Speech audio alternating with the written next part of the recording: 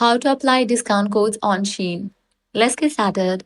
Launch your Shein app. Make sure you have already logged into your account. Now, head towards the item that you want to purchase. Click on the item. Add the item to the cart.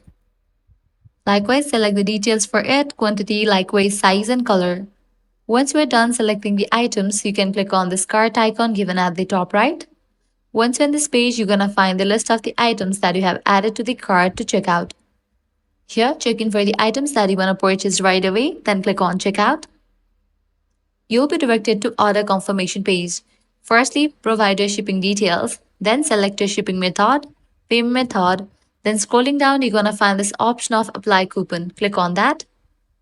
Now here you can type in your discount code and click on apply. With that, the code will be redeemed. It will be applied to this purchase and you're gonna get certain amount as a discount. Now click on continue and confirm your order. So this way you can easily apply discount codes on scene. If this guide helped you out, do not forget to like, share and subscribe.